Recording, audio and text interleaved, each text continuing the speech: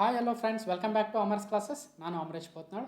ನೋಡಿ, ನಾವು ಭಾರತದ ಜೌಗು ಪ್ರದೇಶಗಳ ಲಿಸ್ಟ್ಗೆ ಅಂದರೆ ವೆಟ್ಲ್ಯಾಂಡ್ಸ್ ಆಫ್ ಇಂಟರ್ನ್ಯಾಷನಲ್ ಇಂಪಾರ್ಟೆನ್ಸ್ ಅಂತ ಕರಿತೀವಿ, ಅಥವಾ ರಾಮ್ಸರ್ ತಾಣಗಳು, ರಾಮ್ಸರ್ ಲಿಸ್ಟ್ ಅಂತ ಕರಿತೀವಿ. ಆ ಒಂದು ಲಿಸ್ಟ್ಗೆ ಭಾರತದಿಂದ ಮತ್ತೆರಡು ಜೌಗು ಪ್ರದೇಶಗಳು ಆ್ಯಡ್ ಆಗಿದ್ದಾವೆ. ಸೊ ಅದ್ರ ಬಗ್ಗೆ ನಾವು ಅಧ್ಯಯನವನ್ನು ಮಾಡ್ತಾ ಇದ್ವಿ. ಮೊದಲನೇದಾಗಿ ಕಬರ್ತಾಲ್ ವೆಟ್ಲ್ಯಾಂಡ್ ಅಂತ ಬಿಹಾರದಿಂದ ಸೆಲೆಕ್ಟ್ ಆಗಿದೆ, ಮತ್ತು ಇನ್ನೊಂದು ಆಸಮ್ ಕನ್ಸರ್ವೇಷನ್ ರಿಸರ್ವ್ ಅಂತ ಉತ್ತರಾಖಂಡದ ಮೊದಲ ರಾಮ್ಸರ್ ತಾಣ ಆಗುತ್ತೆ. ಸೊ ಇದ್ರ ಬಗ್ಗೆ ನಾವು ಈಗ ಆಲ್ರೆಡಿ ಒಂದಷ್ಟು ಬ್ರೀಫ್ ಆಗಿರ್ತಕ್ಕಂಥ ಡಿಸ್ಕಷನ್ ಮಾಡಿದ್ವಿ. ಆದರೆ ಇವತ್ತಿನ ಈ ಒಂದು ಕ್ವಿಕ್ ವಿಡಿಯೋದಲ್ಲಿ ಕಬರ್ತಾಲ್ ವೆಟ್ಲ್ಯಾಂಡ್ ಬಗ್ಗೆ ಒಂದಷ್ಟು ಗ್ಲಾನ್ಸನ್ನು ಮಾಡ್ಕೊಳ್ತಾ ಹೋಗೋಣ. ಓಕೆ, ಹಾಗಾದರೆ ಬನ್ನಿ.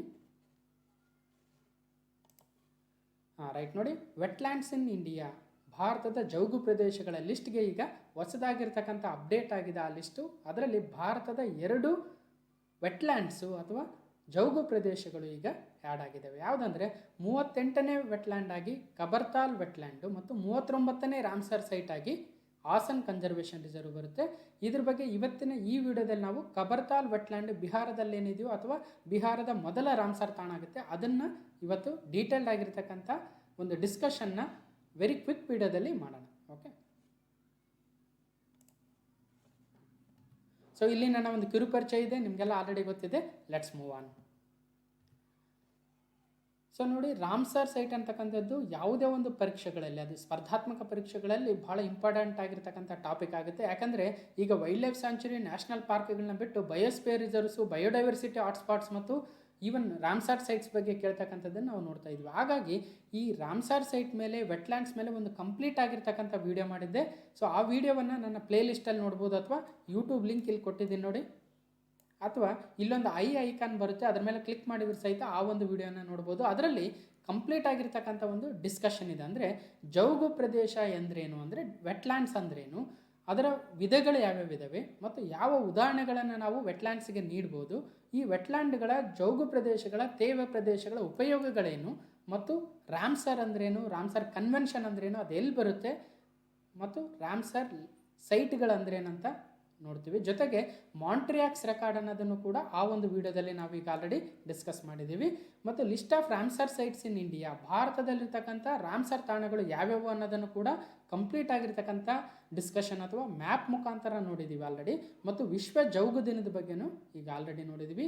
ಆ ವಿಡಿಯೋವನ್ನು ನೀವು Ramsar sites in India Amaresh Potnal ಅಥವಾ ಅಮರ್ಸ್ ಕ್ಲಾಸಸ್ ಅಂತ ಟೈಪ್ ಮಾಡೋದ್ರ ಮುಖಾಂತರ ನೋಡ್ಬೋದು. ಓಕೆ, ಸೊ ಇಲ್ಲಿ ಆಲ್ರೆಡಿ ಫುಲ್ ಡೀಟೇಲ್ ಡಿಸ್ಕಷನ್ ಮಾಡಿರೋದ್ರಿಂದ ಈ ವಿಡಿಯೋದಲ್ಲಿ ನಾನು ಯಾವುದೇ ಡಿಸ್ಕಷನ್ಗೆ ಹೋಗೋದಿಲ್ಲ. ಜಸ್ಟ್ ಕಬರ್ತಾಲ್ ಬಗ್ಗೆ ನಾವು ಆ ಒಂದು ವೆಟ್ಲ್ಯಾಂಡ್ ಹೊಸದಾಗಿ ಏನು ಆ್ಯಡ್ ಆಗಿದೆಯೋ ಅದ್ರ ಬಗ್ಗೆ ಒಂದಷ್ಟು ಡೀಟೇಲ್ಸನ್ನು ತಿಳ್ಕೊಳ್ತಾ ಹೋಗ್ತೀವಿ. ಓಕೆ, ಇಲ್ಲಿ ನೋಡಿ, ಏಪ್ರಿಲ್ 2020 ಹೊತ್ತಿಗೆ ಭಾರತದಲ್ಲಿ 37 ಮಾನ್ಯತೆ ಪಡೆದ ರಾಮ್ಸರ್ ತಾಣಗಳಿದ್ವು. ಅಂದರೆ ವೆಟ್ಲ್ಯಾಂಡ್ಸ್ ಆಫ್ ಇಂಟರ್ನ್ಯಾಷನಲ್ ಇಂಪಾರ್ಟೆನ್ಸ್ ಅಥವಾ ರಾಮ್ಸರ್ ಸೈಟ್ಸ್ ಅಂತ ಜನರಲ್ ಆಗಿ ಕರಿತೀವಿ. ಆ ಒಂದು ರಾಮ್ಸರ್ ಸೈಟ್ಗಳಲ್ಲಿ 2410 ರಾಮ್ಸರ್ ಸೈಟ್ಗಳಿದ್ದಾವೆ ಅಂತ ಕಳೆದ ವಿಡಿಯೋದಲ್ಲಿ ನಾವು ಡಿಸ್ಕಸ್ ಮಾಡ್ತಾ ಇದ್ವಿ. ಅದರಲ್ಲಿ ಭಾರತದ ಎಷ್ಟಿದ್ವು ಅಂದರೆ ಏಪ್ರಿಲ್ 2020ಕ್ಕೆ 37 ರಾಮ್ಸರ್ ಸೈಟ್ಗಳಿದ್ವು ಭಾರತದಲ್ಲಿ. ಓಕೆ, ಆದರೆ ಈಗ ಯಾಕೆ ಈ ಒಂದು ವಿಡಿಯೋವನ್ನು ನೋಡ್ತಾ ಇದ್ದೀವಿ ಅಂದರೆ, ಈಗ ಅಕ್ಟೋಬರ್ 2020 ಪ್ರಕಾರ 39 ಆಗಿದೆ ಭಾರತದಲ್ಲಿರ್ತಕ್ಕಂಥ ರಾಮ್ಸರ್ ಸೈಟ್ಗಳ ಸಂಖ್ಯೆ. ಹಾಗಾದರೆ ಆ 2 ರಾಮ್ಸರ್ ತಾಣಗಳು ಯಾವುವು ಅಂದರೆ, ಒಂದದು ಬಿಹಾರದಲ್ಲಿರ್ತಕ್ಕಂಥ ಕಬರ್ತಾಲ್ ಜೌಗು ಪ್ರದೇಶ ಅಥವಾ ಕಬರ್ತಾಲ್ ವೆಟ್ಲ್ಯಾಂಡ್ ಅಂತಕ್ಕಂಥದ್ದು 38ನೇ ಒಂದು ಜೌಗು ಪ್ರದೇಶ ಅಥವಾ 38ನೇ ರಾಮ್ಸರ್ ತಾಣ ಆಗುತ್ತೆ ಭಾರತದಿಂದ. ಮತ್ತು ಉತ್ತರಾಖಂಡದ ಮೊಟ್ಟಮೊದಲ ಈಗ ರಾಮ್ಸರ್ ತಾಣ ಏನಾಗ್ತಾ ಇದೆಯೋ ಆಸನ್ ಕನ್ಸರ್ವೇಷನ್ ರಿಸರ್ವ್ ಅಥವಾ ಆಸನ್ ಸಂರಕ್ಷಣಾ ಮೀಸಲು ಕೂಡ 39ನೇ ರಾಮ್ಸರ್ ತಾಣ ಆಗುತ್ತೆ ಭಾರತದಿಂದ. ಹಾಗಾಗಿ 2020 ನವೆಂಬರ್ ಪ್ರಕಾರ ಭಾರತದಲ್ಲಿ ಎಷ್ಟು ರಾಮ್ಸರ್ ತಾಣಗಳಿದಾವೆ ಅಂತ ಮುಂದೆ ಬರ್ತಕ್ಕಂಥ ಪರೀಕ್ಷೆಗಳಲ್ಲಿ ಕೇಳಿದರೆ ಅದು 39 ಆಗುತ್ತೆ. ಓಕೆ, ನೆನ್ಪಿಡಬೇಕು. 2020 ಏಪ್ರಿಲಲ್ಲಿ 37 ಇದ್ವು, ಈಗ 2 ಆ್ಯಡ್ ಆಗಿರೋದ್ರಿಂದ ಭಾರತದಲ್ಲಿರ್ತಕ್ಕಂಥ ಒಟ್ಟು ವೆಟ್ಲ್ಯಾಂಡ್ ಆಫ್ ಇಂಟರ್ನ್ಯಾಷನಲ್ ಇಂಪಾರ್ಟೆನ್ಸ್ ಎಷ್ಟಿದಾವೆ ಅಂದರೆ 39 ಇದ್ದಾವೆ. ಓಕೆ, ಸೊ ಇಲ್ಲಿ ಒಂದು ಗ್ಲಾನ್ಸ್ ಮಾಡೋದಾದರೆ, ಅಕ್ಟೋಬರ್ 1981ನಲ್ಲಿ ಭಾರತ ಮೊಟ್ಟ ಮೊದಲನೇ ಬಾರಿಗೆ ರಾಮ್ಸರ್ ಕನ್ವೆನ್ಷನ್ಗೆ ಸಹಿ ಹಾಕೋದ್ರ ಮುಖಾಂತರ 2 ರಾಮ್ಸರ್ ತಾಣಗಳನ್ನು ಅಥವಾ ನಮ್ಮ ದೇಶದಲ್ಲಿರ್ತಕ್ಕಂಥ 2 ಒಂದು ವೆಟ್ಲ್ಯಾಂಡ್ಗಳನ್ನು ವೆಟ್ಲ್ಯಾಂಡ್ಸ್ ಆಫ್ ಇಂಟರ್ನ್ಯಾಷನಲ್ ಇಂಪಾರ್ಟೆನ್ಸ್ ಲಿಸ್ಟ್ಗೆ ಸೇರಿಸ್ತೀವಿ. ಯಾವುದಂದರೆ ಒಡಿಸ್ಸಾದಲ್ಲಿರ್ತಕ್ಕಂಥ ಚಿಲಿಕಾ ಸರೋವರ ಮತ್ತು ರಾಜಸ್ಥಾನದಲ್ಲಿರ್ತಕ್ಕಂಥ ಕಿಯೋಲಾಡಿಯೋ ರಾಷ್ಟ್ರೀಯ ಉದ್ಯಾನವನ ಅಥವಾ ಕಿಯೋಲಾಡಿಯೋ ನ್ಯಾಷನಲ್ ಪಾರ್ಕ್ ಏನಿದೆಯೋ ಅಥವಾ ಭರತ್ಪುರ್ ನ್ಯಾಷನಲ್ ಪಾರ್ಕ್ ಅಂತ ಏನು ಕರಿತೀವಿ, ಈ 2 ಪ್ರದೇಶಗಳನ್ನು ಭಾರತದ ಮೊದಲ ರಾಮ್ಸರ್ ತಾಣಗಳಾಗಿ ಭಾರತ ಸರ್ಕಾರ ರಾಮ್ಸರ್ ಕನ್ವೆನ್ಷನ್ಗೆ ಒಂದು ಪ್ರಪೋಸಲ್ನ ಕೊಟ್ಟಿತ್ತು.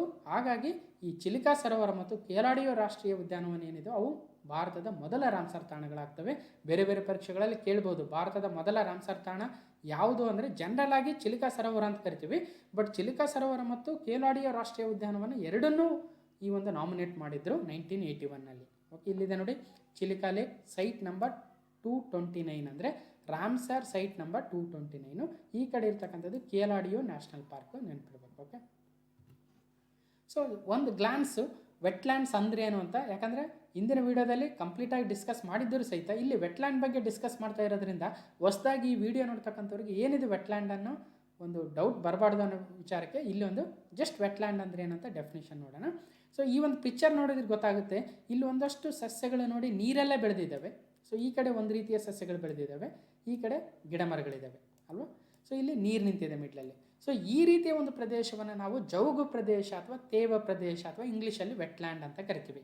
ಫಾರ್ಮಲ್ ಆಗಿರ್ತಕ್ಕಂಥ ಡೆಫಿನಿಷನ್ ನೋಡೋದಾದರೆ, ನೀರು ಭೂಪ್ರದೇಶವನ್ನು ಆವರಿಸಿರುವ ಅಥವಾ ಆ ನೀರು ವರ್ಷ ಪೂರ್ತಿ ಅಥವಾ ವರ್ಷದ ಕೆಲವು ದಿನಗಳು ಭೂಮಿಯ ಮೇಲ್ಮೈಯಲ್ಲಿ ಅಥವಾ ಆ ಒಂದು ಭೂಮಿಯ ಸಮೀಪ ಇರುವ ಪ್ರದೇಶಗಳನ್ನು ಜೌಗು ಪ್ರದೇಶಗಳು ಅಂತೀವಿ. ಕನ್ನಡದಲ್ಲಿ ತೇವ ಪ್ರದೇಶಗಳು ಕೂಡ ಅಂತೀವಿ, ಆರ್ದ್ರ ಭೂಮಿಗಳು ಕೂಡ ಅಂತೀವಿ. ಇಂಗ್ಲೀಷಲ್ಲಿ ವೆಟ್ಲ್ಯಾಂಡ್ಸ್ ಅಂತ ಕರಿತೀವಿ. ಓಕೆ, ಇಲ್ಲಿ ನೋಡಿ, ಈ ಒಂದು ಜೌಗು ಪ್ರದೇಶಗಳು ಅಥವಾ ತೇವ ಭೂಮಿಗಳು ಪ್ರಪಂಚದಲ್ಲಿಯೇ ಮೋಸ್ಟ್ ಪ್ರೊಡಕ್ಟಿವ್ ಎಕೋಸಿಸ್ಟಮ್ಗಳಾಗ್ತವೆ. ಈವನ್ ರೈನ್ ಫಾರೆಸ್ಟ್ ಅಂತ ಏನು ಕರಿತೀವಿ, ರೈನ್ ಫಾರೆಸ್ಟ್ಗಿಂತಲೂ ಜಾಸ್ತಿ ಪ್ರೊಡಕ್ಟಿವ್ ಇರ್ತಕ್ಕಂಥ ಒಂದು ಉತ್ಪಾದಕ ಪರಿಸರ ವ್ಯವಸ್ಥೆಗಳು ಯಾವುದು ಅಂದರೆ ಅವು ಜೌಗು ಪ್ರದೇಶಗಳಾಗ್ತವೆ. ಯಾಕಂದರೆ ರೈನ್ ಫಾರೆಸ್ಟಲ್ಲಿ ನೋಡಿ, ಅಲ್ಲಿ ಅತಿ ಹೆಚ್ಚು ಮಳೆ ಬೀಳೋದ್ರಿಂದ ಅಲ್ಲಿ ಹಂತವಾಗಿ ಸಸ್ಯಗಳು ಸಸ್ಯವರ್ಗ ಇರುತ್ತೆ, ಬೇರೆ ಬೇರೆ ಹಂತದಲ್ಲಿ ಸಸ್ಯವರ್ಗಗಳಿರ್ತವೆ.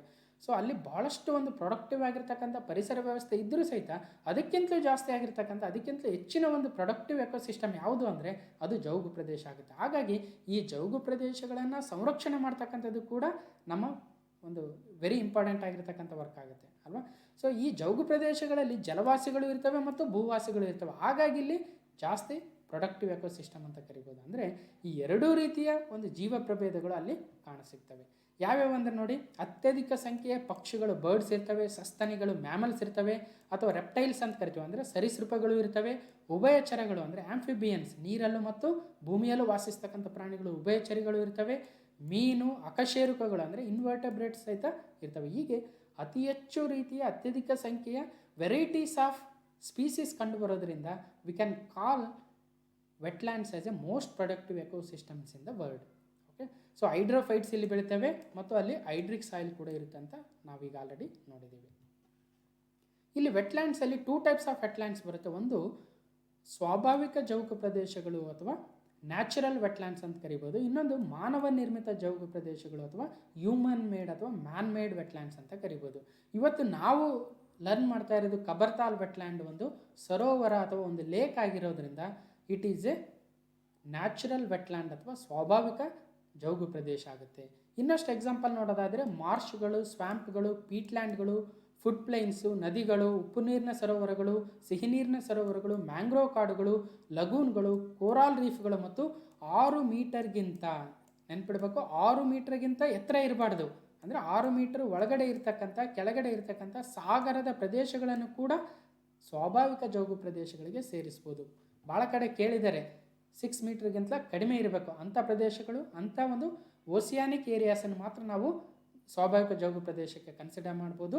6 ಮೀಟರ್ಗಿಂತ ಎತ್ತರ ಇದ್ದರೆ ಅವುಗಳನ್ನು ಕನ್ಸಿಡರ್ ಮಾಡೋಕ್ಕಾಗಲ್ಲ. ಓಕೆ, ಸೊ ಅದು ಎಸ್ಪೆಷಲಿ ಈ ಓಸಿಯಾನಿಕ್ ರೀಸನ್ಸ್ ಅಂದರೆ ಸಾಗರ ಪ್ರದೇಶಗಳು ಮಾತ್ರ. ಓಕೆ, ಇನ್ನು ಮಾನವ ನಿರ್ಮಿತ ಜೌಗು ಪ್ರದೇಶಕ್ಕೆ ಅಣೆಕಟ್ಟುಗಳು, ಜಲಾಶಯಗಳು, ಭತ್ತದ ಗದ್ದೆಗಳು ಕೂಡ ಒಂದು ಎಕ್ಸಾಂಪಲ್ಸ್ ಆಗುತ್ತೆ. ಓಕೆ, ಸೊ ಇದ್ರ ಬಗ್ಗೆ ನಾವು ಮಾರ್ಷ್ ಅಂದ್ರೇನು, ಸ್ವ್ಯಾಂಪ್ ಅಂದ್ರೇನು, ಪೀಟ್ಲ್ಯಾಂಡ್ ಅಂದ್ರೇನು ಅಂತ ಆ ಒಂದು ವಿಡಿಯೋದಲ್ಲಿ ಆಲ್ರೆಡಿ ಭಾಳಷ್ಟು ಡಿಸ್ಕಸ್ ಮಾಡಿರೋದ್ರಿಂದ ಇಲ್ಲಿ ಜಸ್ಟ್ ಎಕ್ಸಾಂಪಲ್ ಮಾತ್ರ ಹೇಳಿ ಮುಂದಕ್ಕೆ ಹೋಗ್ತಾ ಇದ್ದೀನಿ. ಓಕೆ, ಸೊ ಹಾಗಾದರೆ ಇಂಥ ವೆಟ್ಲ್ಯಾಂಡ್ಗಳಲ್ಲಿ ಇಲ್ಲಿ ಆಲ್ರೆಡಿ ಹೇಳ್ತಾ ಇದ್ದೆ ನಾನು, ಸರೋವರಗಳು ಕೂಡ ಸ್ವಾಭಾವಿಕ ಜೌಗು ಪ್ರದೇಶಗಳು ಅಂತ. ಅಂತಹ ಸ್ವಾಭಾವಿಕ ಜೌಗು ಪ್ರದೇಶಗಳಲ್ಲಿ ಒಂದಾಗಿರ್ತಕ್ಕಂಥದ್ದು ಕಬರ್ತಾಲ್ ವೆಟ್ಲ್ಯಾಂಡು. ಇದು ಬಿಹಾರದಲ್ಲಿ ಬರುತ್ತೆ. ಓಕೆ, ಸೊ ಒಟ್ಟು 2410 ರಾಮ್ಸಾರ್ ತಾಣಗಳಿದ್ದಾವೆ. ಪ್ರಪಂಚದಲ್ಲಿರ್ತಕ್ಕಂಥ 171 ದೇಶಗಳಿಗೆ ಸಂಬಂಧಿಸಿರ್ತಕ್ಕಂಥವು. ಅದರಲ್ಲಿ ಭಾರತದಲ್ಲಿ 39 ಇದಾವಂದ್ವಿ. 38ನೇ ಒಂದು ರಾಮ್ಸರ್ ತಾಣ ಈ ಕಬರ್ತಾಲ್ ವೆಟ್ಲ್ಯಾಂಡ್ ಆಗುತ್ತೆ. ಇದು ಸೈಟ್ ನಂಬರ್ 2436 ಆಗುತ್ತೆ. ಭಾರತದಿಂದ 2620 ಹೆಕ್ಟೇರ್ ಪ್ರದೇಶವನ್ನು ಹೊಂದಿದೆ.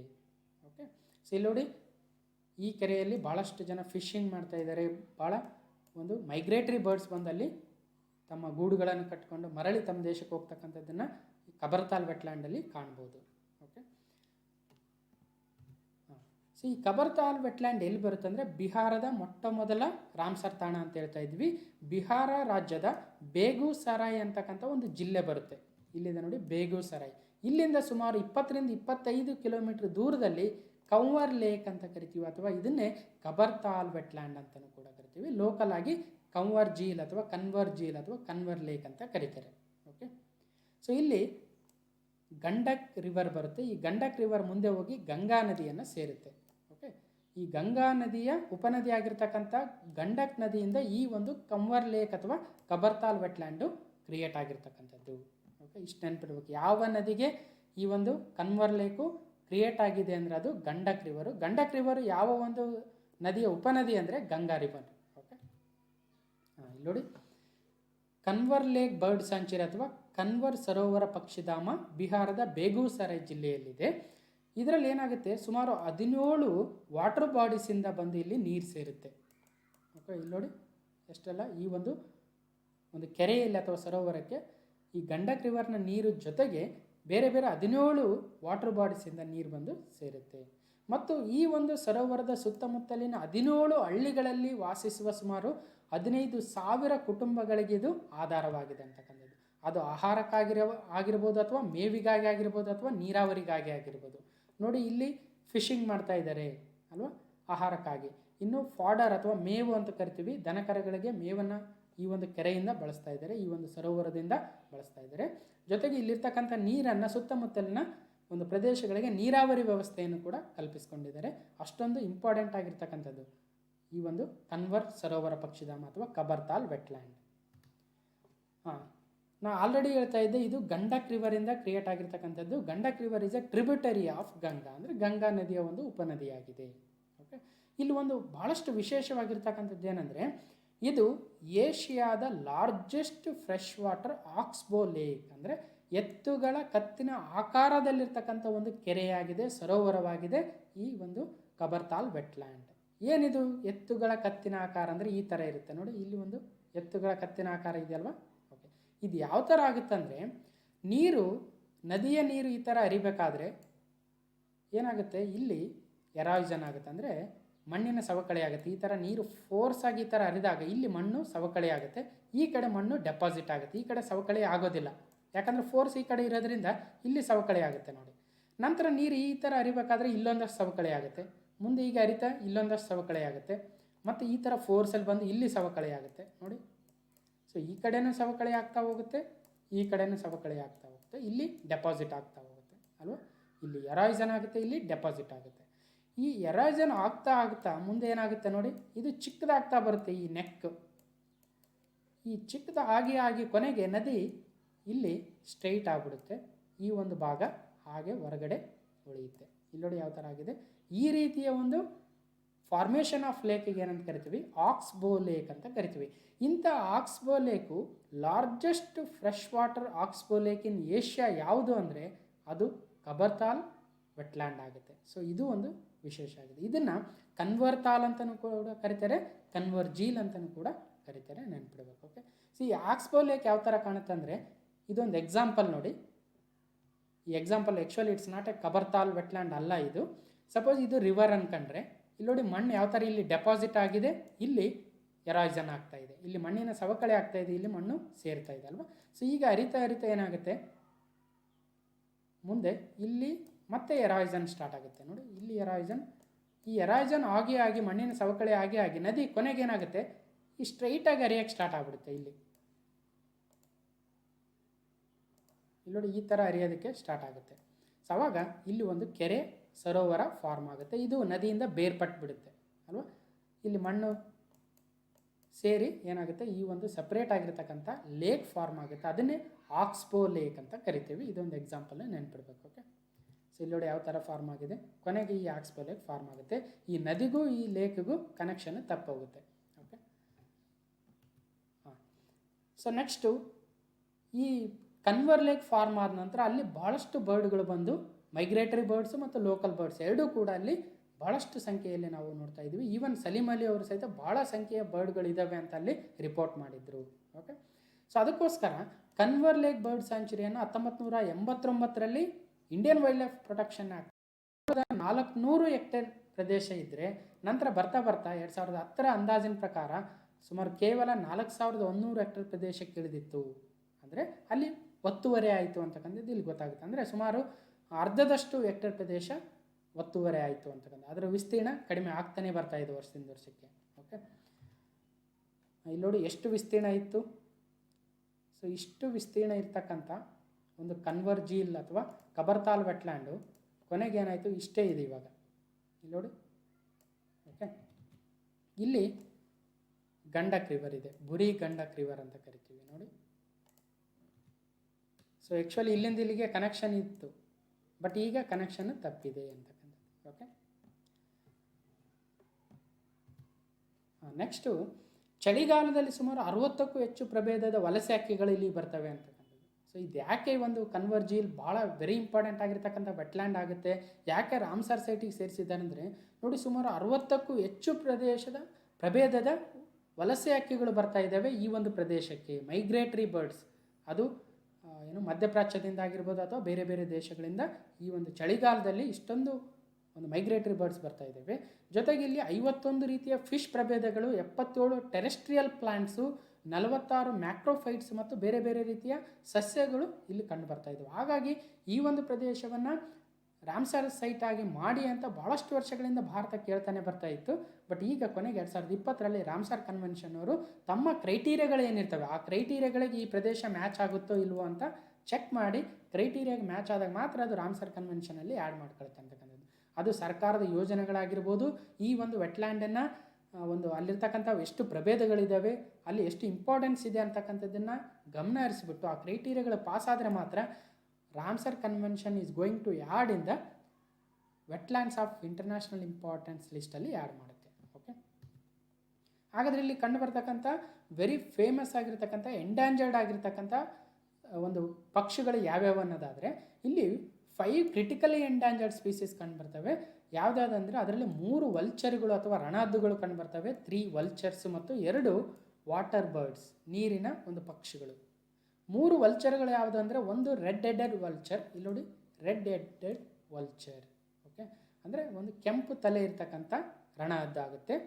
ಎರಡನೇದು ವೈಟ್ ರಂಪ್ಡ್ ವಲ್ಚರ್, ಇಲ್ಲಿ ನೋಡಿ ವೈಟ್ ರಂಪ್ಡ್ ವಲ್ಚರು. ಮೂರನೇದು ಇಂಡಿಯನ್ ವಲ್ಚರ್ ಅಥವಾ ಇಂಡಿಯನ್ ಲಾಂಗ್ ಬಿಲ್ಡ್ ವಲ್ಚರ್ ಅಂತ ಕರಿತೀವಿ. ಈ 3ಗಳು ಸಹಿತ IUCN ರೆಡ್ ಲಿಸ್ಟಲ್ಲಿ ಕ್ರಿಟಿಕಲಿ ಎಂಡ್ಯಾಂಜರ್ಡ್ ಅಥವಾ ತೀವ್ರವಾಗಿರ್ತಕ್ಕಂಥ ಅಳಿವಿನ ಅಂಚಿನಲ್ಲಿರುವ ಪ್ರಭೇದಕ್ಕೆ ಸೇರಿರ್ತಕ್ಕಂಥ ಪಕ್ಷಿಗಳಾಗ್ತವೆ. ನಾವು ನೋಡಿ ಆಪತ್ತಿಗೊಳಗಾಗಿರ್ತಕ್ಕಂಥದ್ದು ಅಥವಾ ಥ್ರೆಟನ್ಡ್ ಸ್ಪೀಸೀಸ್ ಅಂದರೆ 3 ಬರ್ತವೆ. ಒಂದು ಕ್ರಿಟಿಕಲಿ ಎಂಡ್ಯಾಂಜರ್ಡ್ CR, ಇನ್ನೊಂದು ಎಂಡ್ಯಾಂಜರ್ಡ್ EN, ಮೂರನೇದು ವಲ್ನರಬಲ್ VU ಅಂತ ಕರಿತೀವಿ. ಈ 3ಗಳನ್ನು ಥ್ರೆಟನ್ಡ್ ಸ್ಪೀಸೀಸ್ ಅಂತ ಕರಿತೀವಿ. ಅದರಲ್ಲೂ ಅತಿ ತೀವ್ರವಾಗಿರ್ತಕ್ಕಂಥ ಅಳಿವಿನಂಚಿನಲ್ಲಿ ಇರ್ತಕ್ಕಂಥವು ಅಂದರೆ CR ಅಂತೀವಿ. ಅವು ಕೇವಲ ಒಂದು 500 ಅಥವಾ 200 ಅಥವಾ 1000 ಸಂಖ್ಯೆಯಲ್ಲಿ ಮಾತ್ರ ಉಳಿದಿರ್ತವೆ. ಅಂಥ ಒಂದು ಕ್ರಿಟಿಕಲಿ ಎಂಡ್ಯಾಂಜರ್ಡ್ ಆಗಿರ್ತಕ್ಕಂಥ ಸ್ಪೀಸೀಸು ಈ ಕಬರ್ತಾಲ್ ವೆಟ್ಲ್ಯಾಂಡಲ್ಲಿ ಕಂಡು ಬರ್ತವೆ. ಇನ್ನು ಸೋಷಿಯಬಲ್ ಲ್ಯಾಪಿಂಗ್ ಮತ್ತು ಬಾರ್ಸ್ ಪೋಚಾರ್ಡ್ ಅಂತ 2 ವಾಟರ್ ಬರ್ಡ್ಸ್ ಕೂಡ ಇಲ್ಲಿ ಕಂಡು ಬರ್ತವೆ. ಇಲ್ಲಿ ನೋಡಿ ಸೋಷಿಯಬಲ್ ಲ್ಯಾಪಿಂಗ್ ಇದಾಗುತ್ತೆ. ನೆಕ್ಸ್ಟು ಬಾರ್ಸ್ ಪೋಚಾರ್ಡ್ ಅಂದರೆ ಇವೆರಡೂ ಕೂಡ ಇದು ಕೂಡ ಏನು ಕ್ರಿಟಿಕಲಿ ಎಂಡ್ಯಾಂಜರ್ಡಲ್ಲಿರ್ತಕ್ಕಂಥ ಒಂದು ಪಕ್ಷಿ ಪ್ರಭೇದಗಳಾಗ್ತವೆ. ಅವು ಈ ಒಂದು ಕಬರ್ತಾಲ್ ವೆಟ್ಲ್ಯಾಂಡಲ್ಲಿ ಕಂಡು ಬರೋದ್ರಿಂದ ನೋಡಿ ಎಷ್ಟು ಇಂಪಾರ್ಟೆನ್ಸ್ ಇದೆ ಈ ಒಂದು ಜೌಗು ಪ್ರದೇಶಕ್ಕೆ. ಆದ್ದರಿಂದ ಇವುಗಳ ಸಂರಕ್ಷಣೆ ಮಾಡಬೇಕನ್ನೋ ಉದ್ದೇಶಕ್ಕೆ ಈಗ ರಾಮ್ಸರ್ ಸೈಟ್ ಆಗಿ ಮಾಡ್ತಾ ಇದ್ದಾರೆ. ಓಕೆ, ಇಲ್ಲಿ ಇನ್ನೊಂದು ಲಾಸ್ಟ್ ಇಂಪಾರ್ಟೆಂಟ್ ಪಾಯಿಂಟ್ ಹೇಳೋದಾದರೆ, ಇಲ್ಲಿ ಫಾರ್ಮರ್ಸ್ ಮತ್ತು ಫಿಷರ್ಮೆನ್ ಮಧ್ಯೆ ಒಂದಷ್ಟು ತಿಕ್ಕಾಟ ನಡೀತಾ ಇದೆ. ಏನೇನೆಂದರೆ ಇಲ್ಲಿ ನೋಡಿ, ಮೊದಲು ಇಷ್ಟು ಪ್ರದೇಶ ರಾಮ್ಸರ್ ಅಂದ್ರೇನು ಕಬರ್ತಾಲ್ ವೆಟ್ಲ್ಯಾಂಡ್ ಇನಿಷಿಯಲಿ ಇಷ್ಟಿತ್ತು. ಆ್ಯಕ್ಚುಲಿ ಇದು ಈಗ ರಾಮ್ಸರ್ ಒಂದು ವೆಟ್ಲ್ಯಾಂಡ್ನ ಬೌಂಡ್ರಿ ಆಗುತ್ತೆ. ಆದರೆ ಆ್ಯಕ್ಚುಲ್ ಲೇಕ್ ಇರ್ತಕ್ಕಂಥದ್ದು, ಸರೋವರ ಇರ್ತಕ್ಕಂಥದ್ದು ಇಷ್ಟು ಮಾತ್ರ. ಇಲ್ಲಿ ಫಿಷರ್ಮೆನ್ ಏನು ಮಾಡ್ತಾ ಇದ್ದಾರೆ, ಈ ಒಂದು ಲೇಕನ್ನು ವಿಸ್ತೀರ್ಣವನ್ನು ಜಾಸ್ತಿ ಮಾಡಬೇಕು, ಈ ಒಂದು ಬುರಿ ಗಂಡಕ್ ರಿವರಿಂದ ಕೆನಾಲ್ನಿಂದ ನೀರನ್ನು ತರಿಸಿ ಈ ಒಂದು ವೆಟ್ಲ್ಯಾಂಡ್ನ ವಿಸ್ತೀರ್ಣವನ್ನು ಜಾಸ್ತಿ ಮಾಡಬೇಕು ಅಂತ ಫಿಷರ್ಮನ್ಗಳು ಹೇಳ್ತಾ ಇದ್ದಾರೆ. ಯಾಕಂದರೆ ಆ ಮೀನುಗಾರರಿಗೆ ಹೆಚ್ಚಿನ ಒಂದು ಮೀನುಗಾರಿಕೆಯನ್ನು ಮಾಡೋದಕ್ಕೆ ಅನುಕೂಲ ಆಗುತ್ತೆ. ಆದರೆ ರೈತರು ಏನು ಮಾಡ್ತಾ ಇದ್ದಾರೆ, ಇಲ್ಲಿರ್ತಕ್ಕಂಥ ಭೂಮಿಯಲ್ಲಿ ಉಳುಮೆಯನ್ನು ಮಾಡ್ತಾ ಇರೋದ್ರಿಂದ ಈ ಒಂದು ಪ್ರದೇಶದಲ್ಲಿ ಈ ನೀರನ್ನು ತರ್ತೋದಕ್ಕೆ ಅವರು ವಿರೋಧವನ್ನು ವ್ಯಕ್ತಪಡಿಸ್ತಾ ಇದ್ದಾರೆ. ಅಂದರೆ ನೀರನ್ನು ತರಬೇಡಿ ಅಂತ ಒತ್ತಾಯವನ್ನು ಮಾಡ್ತಾ ಇದ್ದಾರೆ ಫಾರ್ಮರ್ಸ್. ಸೊ ಇದು ಕೂಡ ನಾವು ಇಂಪಾರ್ಟೆಂಟ್ ಆಗುತ್ತೆ. KS ಮೇನ್ಸಲ್ಲಿ IAS ಮೇನ್ಸಲ್ಲಿ ಇದ್ರ ಬಗ್ಗೆ ಈ ಥರದ ಕ್ವಶನ್ ಕೇಳಿದಾಗ ಬರಿಬೋದಾಗುತ್ತೆ. ಓಕೆ, ಸೊ ಇಷ್ಟು ತಿಳ್ಕೊಂಡ ನಂತರ ಭಾರತದಲ್ಲಿ ಒಟ್ಟು 37 ಇದ್ದವು ರಾಮ್ಸರ್ ಸೈಟ್ಸ್, ಈಗ 39 ಆಗಿದಾವಂತ. ಯಾವ್ಯಾವಂತ ನಾವು ಆಲ್ರೆಡಿ ಕಳೆದ ವಿಡಿಯೋದಲ್ಲಿ ನೋಡಿರೋದ್ರಿಂದ ಮತ್ತೆ ನಾವು ಯಾವಂತ ಎಕ್ಸ್ಪ್ಲೇನ್ ಮಾಡೋಕ್ಕೆ ಹೋಗಲ್ಲ. ಇಲ್ಲಿ ಲಿಸ್ಟ್ ಕೊಟ್ಟಿದ್ದೀನಿ. ಸೊ ಯಾರಿಗೆ ಈ ಒಂದು ಎಕ್ಸ್ಪ್ಲನೇಷನ್ ಬೇಕು ಹಿಂದಿನ ವಿಡಿಯೋಗೆ ಹೋಗಿ ನೋಡ್ಬೋದು. ಸೊ ನೋಡಿ, ನೆಕ್ಸ್ಟು 38ನೇ ರಾಮ್ಸರ್ ತಾಣ ಕಬರ್ತಾಲ್ ವೆಟ್ಲ್ಯಾಂಡು, 39ನೇದು ಹಾಸನ್ ಕನ್ಸರ್ವೇಷನ್ ರಿಸರ್ವು. ಈಗ ಕಬರ್ತಾಲ್ ವೆಟ್ಲ್ಯಾಂಡ್ ಬಗ್ಗೆ ಒಂದಷ್ಟು ಬ್ರೀಫ್ ಡಿಸ್ಕಷನ್ ಮಾಡ್ದಂಗೆ ಆಯಿತು. ನೆಕ್ಸ್ಟು ಹಾಸನ್ ಕನ್ಸರ್ವೇಷನ್ ರಿಸರ್ವ್ ಬಗ್ಗೆ ಮುಂದಿನ ವಿಡಿಯೋದಲ್ಲಿ ಒಂದು ಕ್ವಿಕ್ ವಿಡಿಯೋದಲ್ಲಿ ನೋಡೋಣ. ಓಕೆ, ಸೊ ಇಲ್ಲಿ ಒಂದು ಅಪ್ಡೇಟ್ ಹೇಳೋದಾದರೆ ಕರ್ನಾಟಕದಿಂದ ಯಾವುದೇ ಒಂದು ರಾಮ್ಸರ್ ಸೈಟು ಇಲ್ಲ. ಓಕೆ, ಅದು ನೆನ್ಪಿಡಬೇಕು. ಸೊ ಹೀಗೆ ಕರ್ನಾಟಕದಲ್ಲಿರ್ತಕ್ಕಂಥ ಯಾವುದೇ ರಾಮ್ಸರ್ ಸೈಟ್ ಇಲ್ಲ ಅಂತ ನೋಡಿದ್ವಿ. ಜೊತೆಗೆ ಭಾರತದಲ್ಲಿರ್ತಕ್ಕಂಥ ಜೌಗು ಪ್ರದೇಶಗಳು 39 ಯಾವ್ಯಾವಂತ ಲಿಸ್ಟ್ ನೋಡಿದ್ವಿ. ಮತ್ತು ಕಬರ್ತಾಲ್ ವೆಟ್ಲ್ಯಾಂಡು ಬಿಹಾರದಲ್ಲಿ ಬರುತ್ತೆ, ಅದರ ವಿಶೇಷತೆ ಏನು ಅಂತ ಈ ಒಂದು ವಿಡಿಯೋದಲ್ಲಿ ನೋಡಿದ್ವಿ. ಓಕೆ, ಮುಂದೆ ಬರತಕ್ಕಂಥ ಎಕ್ಸಾಮ್ಗಳಲ್ಲಿ ಈ ರೀತಿಯ ಒಂದು ಕ್ವಶನ್ಸ್ ಬರ್ಬೋದು. ಯಾಕಂದರೆ ಹೊಸದಾಗಿ ಆ್ಯಡ್ ಮಾಡಿರೋದ್ರಿಂದ ಅದ್ರ ಮೇಲೆ ಕ್ವಶನ್ ಬರ್ತಕ್ಕಂಥದ್ದು ನಾವು ಎಕ್ಸ್ಪೆಕ್ಟ್ ಮಾಡ್ಬೋದು ಅಂತಕ್ಕಂಥದ್ದು. ಓಕೆ, ಹೀಗೆ ಈ ಒಂದು ವಿಡಿಯೋನ ಕಂಪ್ಲೀಟಾಗಿ ನೋಡಿರ್ತಕ್ಕಂಥ ಎಲ್ರಿಗೂ ಧನ್ಯವಾದಗಳು. ಮತ್ತೆ ಮುಂದಿನ ವಿಡಿಯೋದಲ್ಲಿ ಸಿಗ್ತೀನಿ ಅಂತ ಹೇಳ್ತಾ